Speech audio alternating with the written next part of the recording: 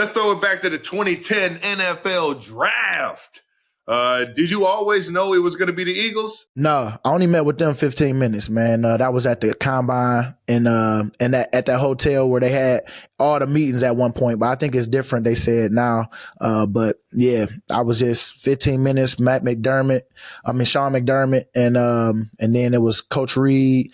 I remember them going over my Iowa game because that was a big game of the year. We was going through different plays and that I made. I think I probably had like 2 sacks that game, and it was a big one. We lost, but it came down to the end, and just had a big game, and so it was cool. Talk with them, and then that was it. How was that 15-minute meeting with Coach Reid? It was intimidating, man, because as you know that big that big mustache. That mustache. Oh, yeah. Not smiling at all. Like, man, I didn't really, even when I got in the league, it was like, man, he didn't talk to us like for real unless you was just a guy that just went out and made plays. And as I continued, like by my 3rd year, he started to say little things like, great job. Like, you could see his excitement when people made plays, like how I would see it with like Shady. Like the offensive side always would get that out of him, especially on offense. But on defense, you had to really work to get that from him. But yeah, Coach Reid, he was tough, man. And I see him now with y'all, and I love that he got a ring finally, man, a couple now, but more than a couple. But you know what I mean? Like when he was here, he would always get before he had that ring. Yeah, before he got stopped at the door, went through some garbage, man, at the end of his stuff. But the reward was so much greater. Losing his son and all that, man, being there for that, and being there for him during that time, all that stuff, man. That's why I was so happy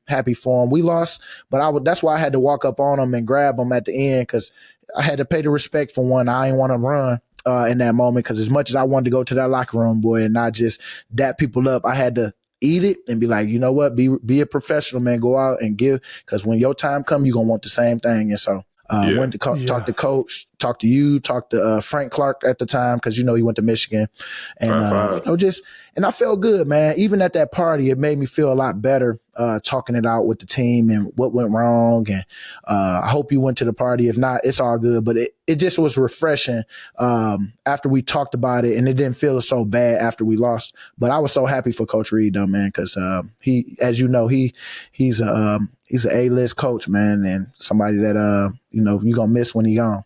A-list human being right there. Mm-hmm. What does Andy even ask a D lineman in an interview? Can you remember? I mean, I know it was 15, 16 years ago, but like what? Yeah. What did he ask much, or was it mostly McDermott and the D-line coaches and all that? It was mostly McDermott talking.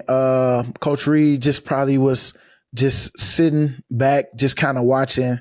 And then when I remember when I left, like he just was talking, like low, how he talked. He wasn't it wasn't no excitement. It was all serious at the time. For me, man, me coming in, I was like, "What up, coach? Hey, y'all, hey," that all that. But it wasn't as many smiles as much as it was smiles on draft day when they drafted me. They was just asking me about, my stuff that I think weed was more of the topic at one point in college, just talk about the smoking and all that stuff.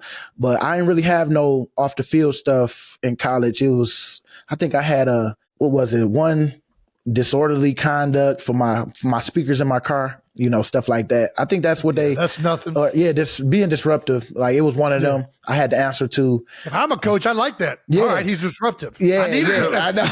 I want my defensive end to be disruptive. Yeah. So, we talked about that. And then we talked about that's it. I'm just being honest. If somebody comes to me and I got 2 defensive ends, they were in the exact same speeds, same times, and the only other information they give me is like one of them never really talks and is super quiet, and the other one is super disruptive. I'm like, I'm taking the disruptive one. Give me the disruptive, disorderly conduct. Give me that one. Give me that one. He got some aggression, boy. He ready. Yeah, right.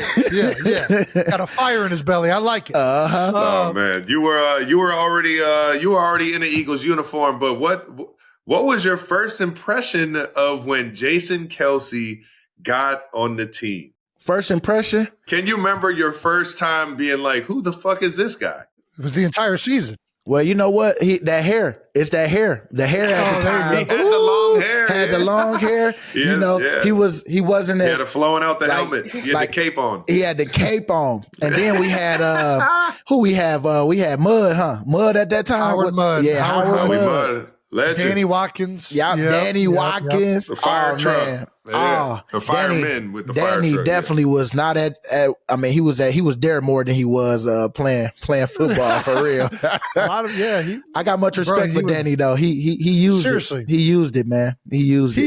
He, at the end of the day, Danny he wanted to be a fireman instead of a football player more. Yes. There ain't nothing wrong with that. I respect the hell out of fireman, right? I respect it. Now it's pretty crazy. He got drafted in the first round, and then, having that mentality. But I just saw something a couple years ago. He saved somebody's life being a fireman. Like, hey, Danny doing his thing. Hell yeah, Danny. Yeah, Danny is doing his thing, man. I mean, he found his niche for after. I remember my brother telling me that Danny bought a fire truck, like one that they weren't using anymore, and was just riding around the city. And I'm like, Jason is just going around hammering beers, riding around Philly in a fucking fire truck. He took it to the game. I'm like, man, what people probably got out the way, huh? I'm in college still. I'm like, what the fuck kind of life is this guy living out there in Philadelphia, man? We took it to the game. It might have been the game I tore my ACL. I don't even remember, but we took it to the game. One of them, I'm in there with an axe with a big old mustache or something like that. I can't remember.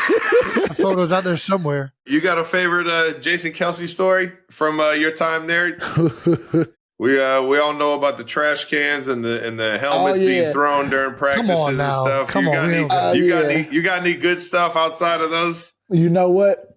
If I had to think about, you know what? Some of his speeches, man, was great, especially like during COVID years when we was inside the bubble, man. Like, I just felt like your speeches always hit home because of, just the realness of them, man. And, I just always respect just how, like, you guys on here, y'all be vulnerable and crying and all that stuff. Like me, I grew up, my mom used to be on me about crying. And so, man, I used to be so tough. Even it felt so good crying when I had did my speech because, man, it's just been a while. You know what I'm saying? You always try to be too tough. And it's like, man, I love that you guys, wear that emotion on your sleeve, man. Cause I mean, we need more of that as men, getting that stuff out. And so I've gotten a lot better with that. And I always admire that you can, do that. And so, man, I felt for me, just even with the speeches, we always listen because we knew that you just not a bullshitter, man. Like, you might laugh and have fun and all this stuff here and there, but it's more of like,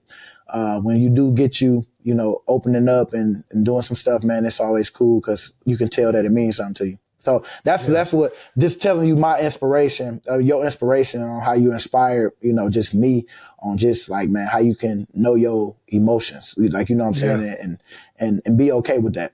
Mm-hmm. That's real, man. Well, every single time I was trying not to. I was trying not to cry, but I couldn't help it. But that's the thing about it. Just comes out of you. It's in the blood. But I can respect it.